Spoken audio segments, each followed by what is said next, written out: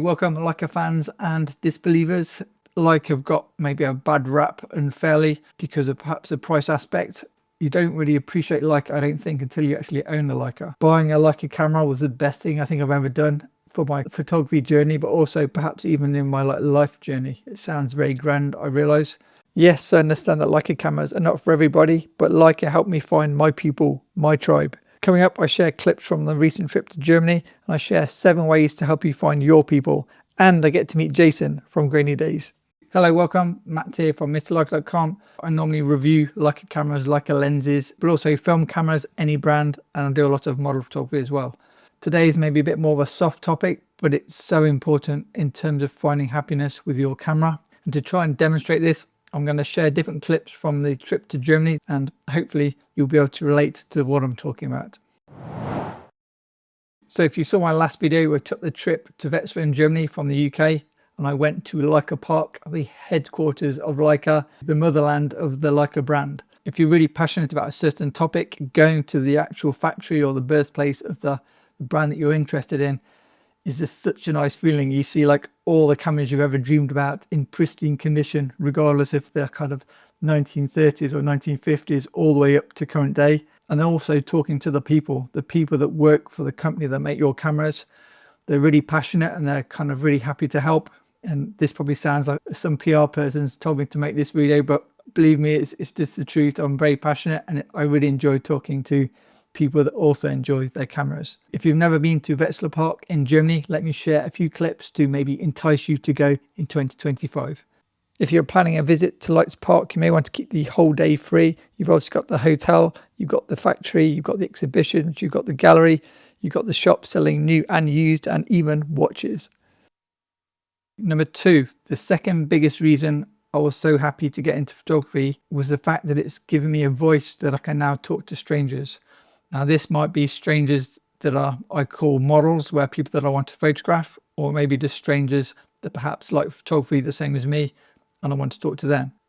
I can honestly say that before I started photography, I was almost kind of mute. I had no voice, I had zero confidence, I didn't talk to strangers, I couldn't hold eye contact. Now I've always been kind of an introvert, and I'd now describe myself as maybe a recovering introvert, but I think I've got so much to thank my cameras for that now give me the voice to talk to people. As you may have seen, I've got an ebook out on model photography, and I've been a model photographer for 12 to 14 years, I think it is, and teaching for over a decade. It's all thanks to the camera. So I bought the camera that allowed me to have the confidence to talk to members of the opposite sex and say, excuse me, I'd love to take your picture. I knew deep down that I could make them look fantastic if they let me take their pictures and just gave me a few minutes of their time. This camera is just kind of my secret weapon that allowed me to approach strangers. I would now say that I am maybe better in maybe a street situation. I'm not the best, and especially for model photography, I'm kind of uber confident when it comes to one-to-one model photography. So if you are an introvert and you want to maybe try to find your voice and start to talk to more people, definitely consider model photography or going to workshops or photo walks, and just use the community to kind of build your own confidence. Now, a great example of this happened when we were in Wetzlar Park. We'd only just arrived, I don't know, it felt like 10 minutes. My friend that I was with, Thomas, he's a big fan of his old Mercedes cars, and he saw another old Mercedes car. To cut the story short, we basically approached him and said, hey, can we take some pictures? They said yes. It turned out the girl was a model, and so instantly I clicked on my model head mode, and we just went straight into a full photo shoot right in the center of Wetzlar Park in the middle of the day. And I was like, surely this can't be possible. The 2 guys came out to try to ask questions as to, basically, I thought they were kind of security trying to stop us, and they said, are you trying to take photos to sell your cars? And we said no. And so they said, okay, carry on. So there it was, my first time in Wetzlar Park, and I was doing a photo shoot like in my element, shooting film and digital right in the center of Wetzlar Park, all for the fact that we had the confidence that we knew we could take good, great photos. And so we just approached them and said, hey, can we take some pictures? So having the confidence, it just opens up so many opportunities. So yeah, use your camera as a secret weapon, build your confidence, and then you'll be able to approach strangers much, much easier to take your pictures. Number 3, now the main part of this video, the main reason for this video, is the community aspect of photography that I think is so powerful. I think most photographers should try to use it and enjoy it in some way or form. 1, 2, 3. Prost. Join clubs, do photo walks, go to workshops, things like that. Now, for me personally, I had people that will follow me from different countries around the world. So I set up a Patreon account, which is where you kind of grow a community of like-minded people. And then you can get together, you can do face-to-face meetups, you can do remote Zoom calls, things like that. So I set up my mrleica.com Patreon. I can put a link below if you're interested. And we've got this awesome group of people. I think we've got 650, 700 members now. And then of those, you've got kind of your core audience, which are regulars on the monthly Zoom calls. And every month we get together. And it's from setting up my Patreon that I unexpectedly met my perhaps now 2 closest friends, Thomas in the Netherlands and Toby in Germany. Regardless of if you like Leica or if you like, I don't know, Fuji or film, try to find yourself an online community or a local community where you can connect with each other. It's just really good for if you've got questions about lenses or like film questions about x-raying your films. You can just run an idea past people in your group and they'll give you an answer really quickly. Can't recommend highly enough joining some kind of community relating to either your Leica camera, your film camera, or whatever it is that you're interested in. Number 4, I highly recommend trying to build strong connections with your local camera store. I think a really great example of this was when we visited the analog store in Nuremberg. We walked into the store, we'd never been there before, and we kind of started looking around. Instantly, the guys came out and started chatting to us. I mean, in a few minutes, it's like we'd known each other for years and we're just completely geeking out on cameras, on lenses, on film types. And I think we're there for maybe over an hour. And it was just so enjoyable. Everyone's kind of taking photos of each other. A big thanks to Harris and the guys for making us feel so welcome. Here are a few sample photos that Harris shot on his M6 with slide film, E100 film. And yes, it was just such a nice morning. Highly recommend visiting if you ever get a chance to go. Number 5. Now, depending on how long you've been doing photography, if you're posting things to social media, at some point you might start to build a bit of a fan base where people start to follow your work because perhaps they may be inspired by what you do or they love your style of photography. It's always nice to read people's comments on whether it's YouTube videos, Flickr pictures, Instagram pictures, blog posts, etc. But it's even more special when they write to you and say, "Hey Matt, I see you're in town." And Alex writes to me, he's someone that follows me on my Instagram account. And he saw my story from the analog store and he writes to me and is like, "Hey Matt, if you want to pop in for a cup of tea, I'm at my studio this morning." We walked in and it must be one of the nicest, kind of most perfect studios I've ever seen.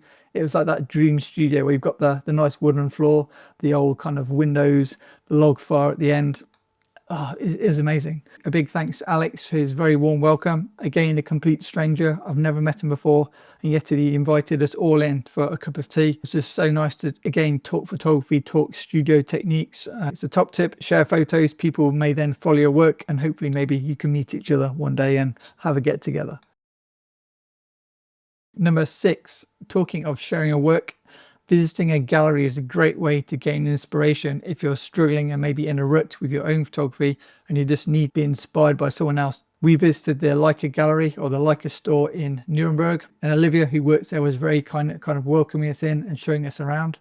The actual reason we went to Nuremberg was to see the Grainy Days exhibition, which was being held at the Leica store and at the analog store. So we kind of went there with the whole intention to see the pictures and maybe hopefully see Jason as well, because we heard on the grapevine that he was going to be in Nuremberg from the US to close his kind of exhibition. It was like the last day. So we all travelled to the Leica store, all kind of eagerly anticipating meeting Jason. If you've ever seen the Grainy Days channel, it's not really the style of photography that I shoot most of the time, as I normally shoot models. However, when I don't have models, sometimes it is nice to go and shoot abandoned buildings or maybe broken old American cars or whatever it is that he tends to photograph. I find his videos really inspiring as a film photographer because Jason shoots with lots of different film cameras. He shoots with obviously his M6, he's got Mamiya 7, he's got large format cameras. And I think if ever you need inspiring to shoot with a particular camera, just look up one of his videos, perhaps Route 66 or one of his epic adventures with his partner in crime, Caleb. Check out some of his videos. They're kind of longer form, more filmic style videos, but they really inspire me to just get out and start shooting. Sadly, we did miss Jason on his last day in Nuremberg. Our timings just didn't quite align with each other. but I highly recommend visiting galleries to be inspired by other people's work. It inspires me to print, but also it inspires me in different areas with my photography. Number 7, as well as us receiving fans from other people enjoying our work, it's nice to have our own kind of heroes, photography heroes that we can be inspired by, and we kind of follow their work. Now, this is exactly what happened when we went to Wetzlar on day 2. We went to Wetzlar on day 1 and see the last video about that. We then went back on day 2 for a quick last look around in the morning. And we were with the customer services guys chatting to Nicholas in customer services. We turn around and there's Grainy Days like standing like a meter in front of me, and it's like, oh, it's you. And he's like, oh, it's you. 5 minutes later or 10 minutes later, we're all sitting down having coffee in the LEICA cafe, and we maybe spent the best part of an hour chatting to each other. And as to say, although me and Jason shoot very different styles of photography, it was really nice to get the opportunity to meet, for me, like a massive YouTuber. I think he's got like 280,000 subscribers compared to my measly, I think I'm on like 38,000 or nearly 39,000. Feel free to subscribe if you want to help me get to 40,000. I don't think there are that many photography YouTubers that get over 100k, and so to meet one in person and then find he's like super chill dude, just a normal regular guy, maybe how I feel as myself. And then we just geeked out about how we make our videos, the cameras we're using, photography, just general stuff. And I can 100% say that Jason is exactly the same in real life as he is in his videos. So if you ever get a chance to meet him in the US or in any of his future exhibitions, I'm sure he'll do more. Definitely check him out to go and say hello. And likewise, if ever you meet me or see me in the street, come and say hello to me. I'm a very average, normal guy myself, and I'm very happy to talk to you if you want to say hello. Definitely check out some of these Grainy Days videos next. Thanks for watching, and hope to catch you in the next video.